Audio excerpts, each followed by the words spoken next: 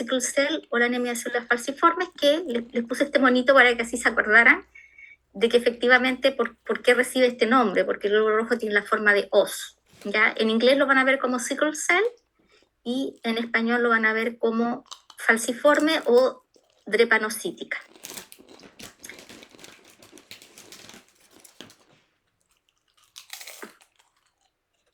Ya.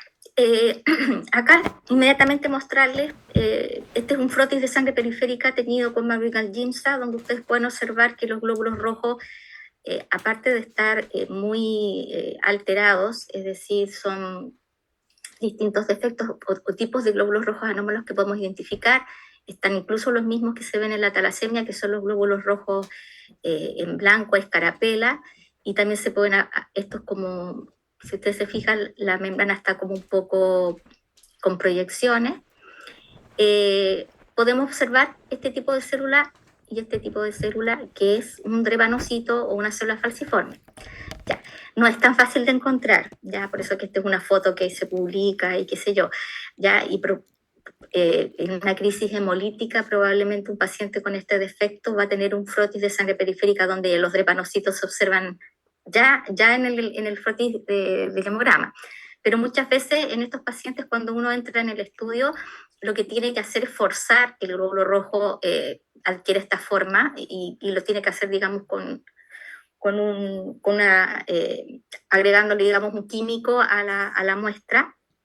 Es una muestra diluida, en todo caso igual de sangre, que al mismo portaobjeto se le agrega hidróxido de sodio y uno como que induce la forma de hoz y la puede observar ahí directo, no, sin tinción, digamos, y puede como un poco eh, confirmar de alguna manera el diagnóstico, ¿ya? Pero tener la oportunidad de ver un frotis de estas características no es fácil, ¿ya? Bien, este cuadro, ¿ya? También les pongo esta imagen para que recuerden de que yo antes les decía que el glóbulo rojo tenía la capacidad de poder deformarse para poder atravesar todo tipo de vasculatura. Bueno, justamente el glóbulo rojo trepanocítico o en forma de hoz es un glóbulo rojo más bien rígido y que en el fondo tiende a acantonarse o acumularse en algunas vasculatura muy pequeña y como ustedes podrán deducir, finalmente incluso actuar como una obstrucción al flujo sanguíneo, ¿ya? Entonces, esta es una anemia hemolítica que guarda desde el punto de vista clínico los mismos elementos que los cuadros que hemos visto antes, pero a esta particularmente se le agrega el dolor, ¿ya? Que es el hecho de que cuando hay un órgano importante, por supuesto, o un territorio importante que está obstruido por este tipo de glóbulos rojos, efectivamente el paciente además va a presentar una crisis de tipo vasculoclusiva y en el fondo va a presentar dolor, ¿ya? Bien, acá el defecto genético es la sustitución, digamos, de un aminoácido en la estructura de la cadena beta, ¿ya? Específicamente la valina viene a reemplazar al aminoácido que normalmente debiera estar en esa cadena de aminoácidos, que es el ácido glutámico, y efectivamente podemos presentarnos la forma heterocigota y la forma homocigota, ¿ya? Desgraciadamente, la forma homocigota que ustedes en la literatura la van a ver como hemoglobina SS es la más frecuente en los territorios donde esta patología también se da, ¿ya? Pero existen también combinaciones, como yo les decía adelante, de defectos, ya sea defectos estructurales de la hemoglobina, que ahí van a encontrar la hemoglobina C. Entonces, cuando está combinada el defecto de hemoglobina C con el de hemoglobina S, el paciente va a presentar ambos. Y también se puede presentar el defecto de la anemia drepanocítica junto con la talasemia. Como se presentan en los mismos territorios a nivel mundial, no debería extrañar de que haya personas que tengan ambos defectos y por supuesto el cuadro clínico que predomina es el de la más grave, que en este caso es la anemia drepanocítica. Si ustedes se fijan, no son muy distintos los lugares donde predomina. Acá en Chile las personas, o sea, es muy poco frecuente, pero las personas en que se ha visto, bueno, también se ha visto en los migrantes haitianos, pero en la zona norte de nuestro país igual tenemos afrodescendencia, ¿ya? Y entonces, que no necesariamente es tan evidente, muchas veces desde el punto de vista fenotípico es solamente que mantiene el cabello rizado y a lo mejor algún rasgo, pero no más que eso, y en el fondo es porque efectivamente hay una ascendencia de un grupo, digamos, que donde es endémica la anemia de células falciformes. Lo clínico, como les decía, en general lo más típico es el cuadro del síndrome hemolítico, ¿ya? Pero esta anemia tiene la particularidad de presentar crisis de dolor, ¿ya? Y ahí básicamente pueden estar gatilladas por todas estas situaciones, es decir, una infección importante, por supuesto, una infección sistémica puede en el fondo gatillar digamos, que el glóbulo rojo adquiere esta forma y se comience, digamos, a acantonar en algún territorio y con ello causar dolor. Lo mismo la acidosis ya metabólica. La deshidratación significa esto de la DH. Un paciente también sometido a una gran cirugía. El parto, la estasia adenosa, ejercicio violento y exposición al frío. O sea, todos estos son elementos que en un paciente que teniendo este cuadro pudiese entonces gatillar la presencia de dolor vasoclusivo, ¿ya?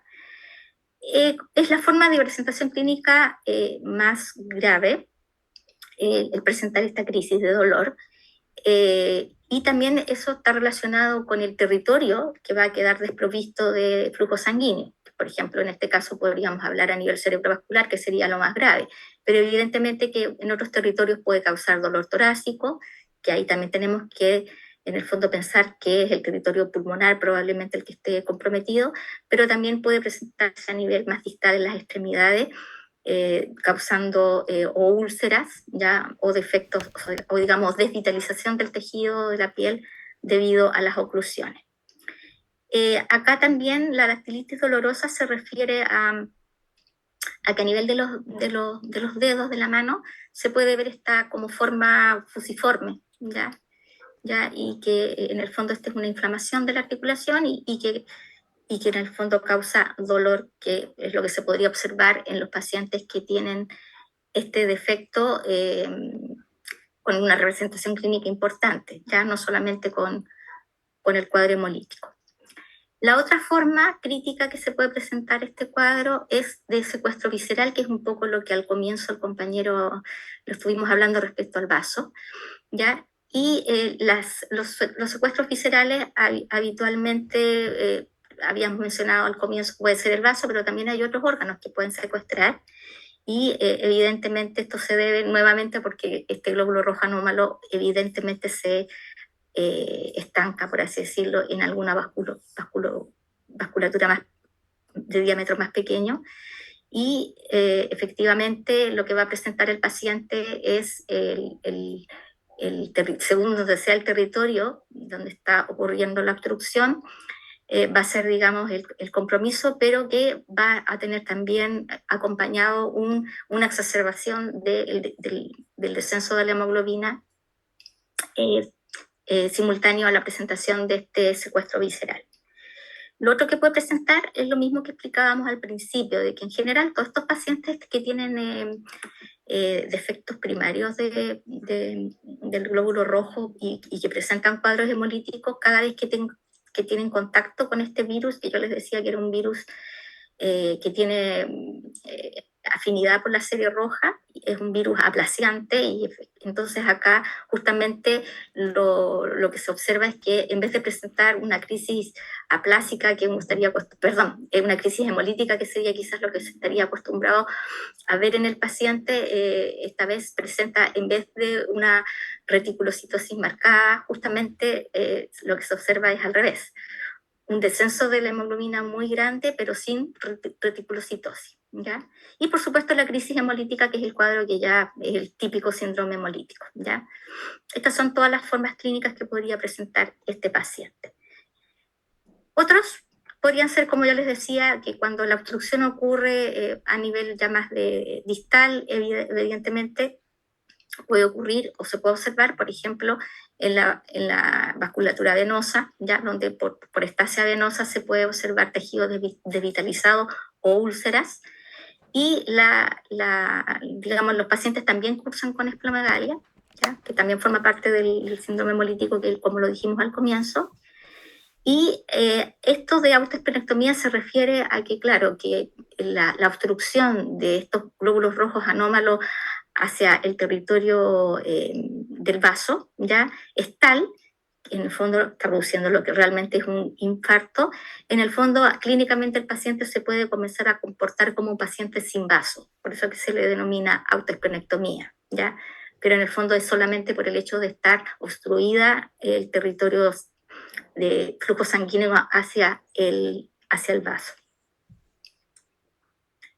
Acá está el ejemplo de, como les decía, de la estasia venosa con el tejido, la piel desvitalizada y esta es una verdadera úlcera venosa en realidad.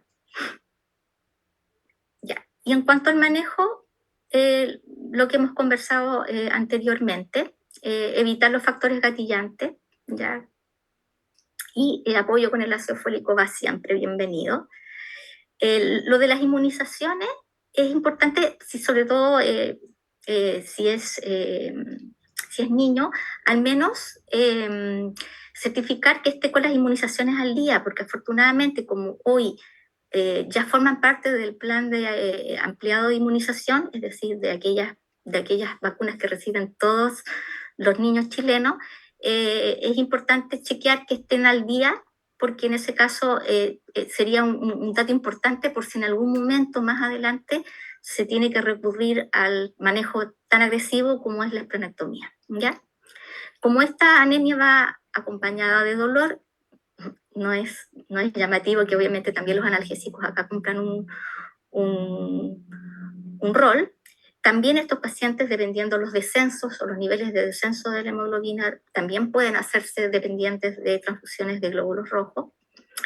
Esta droga, la hidroxurea, es una droga que la van a volver a escuchar si es que es una droga antineoplásica que se utiliza en algunos síndromes mieloproliferativos, pero que en el contexto de esta anemia es porque actúa sobre los glóbulos rojos anómalos, ¿ya?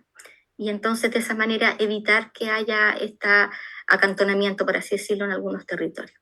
Y por último, también si existe la posibilidad de un donante compatible y realmente se está comportando de una manera difícil de abordar el cuadro, podemos también recurrir al trasplante hematopoyético. Eso sería lo que está en el aula, ¿ya? Entonces, en los cuadros primarios, tener claro que lo que es importante es que ustedes en el fondo no olviden nunca los componentes del síndrome hemolítico. Lo vamos a seguir hablando, pero quiero dejarlo como en claro como un cierre para esta primera parte, es que como los cuadros que hablamos probablemente son bastante complejos, partir por lo más complejo, dejar en claro que lo importante es que ustedes como médicos generales puedan identificar el síndrome hemolítico y a partir de eso vayan buscando algunos elementos que los pudieran orientar hacia dónde podría ir el estudio o la derivación, ¿ya? Porque lo importante es que ustedes hagan derivaciones oportunas y adecuadas y dependiendo de la lejanía donde también se encuentren o el tipo de complejidad del centro donde ustedes estén trabajando. ¿Ya? Entonces, no es importante acá el detalle, ¿ya? El detalle, para que se los digo desde ya, porque no tiene ningún sentido que yo les pregunte, en el fondo, detalles moleculares o no es la idea es que tengan esta visión amplia de que dentro de los síndromes hemolíticos que tienen una causa genética, existen estos que estamos viendo acá, que también tenemos que estar más atentos porque tenemos una nueva población viviendo acá en nuestro país que pudiese presentar este tipo de cuadros y por lo tanto estar atentos en ese sentido y saber, digamos, a qué recurrir dentro de aquello a lo que yo como médico general, en el caso de ustedes, pueden recurrir para poder ir aclarando la explicación incluso al paciente o a sus familiares, si es que es pediátrico. Eso es lo importante que necesito que se queden ustedes con ese concepto, ¿ya? Vamos a ver la otra presentación, que correspondería entonces a las secundarias.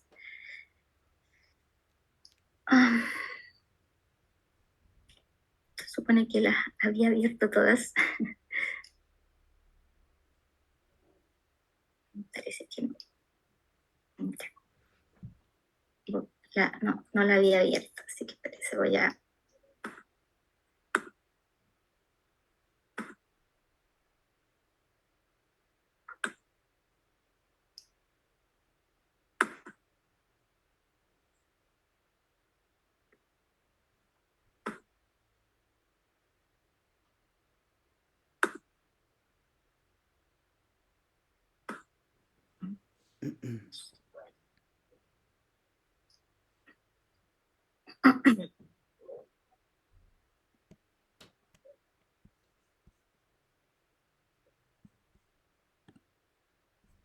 Recording stopped.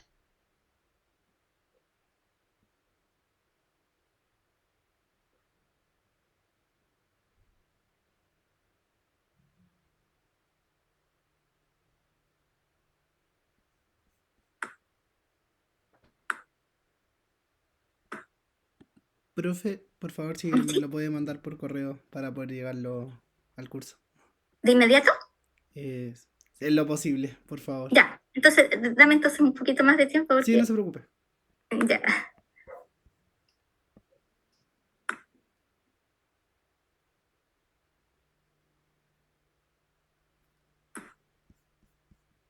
Mientras tanto, también me consultaban si el trabajo autónomo de mañana también es grupal. Sí, sí. Sí, como les digo, pueden ir armando, yo siempre les aconsejo que sea el mismo grupo que van a usar para los seminarios. Profe, ¿de cuántas personas había dicho? ¿De 7 a 8? 7 u 8, porque me parece que ustedes son... Ay, en algún momento vi cuántos eran en total, pero da como, porque por el número de temas de seminario, guíense por el número de temas de seminario. Me parece que si son 7 seminarios, son 7 grupos. De acuerdo a eso es el número de grupo y en el fondo...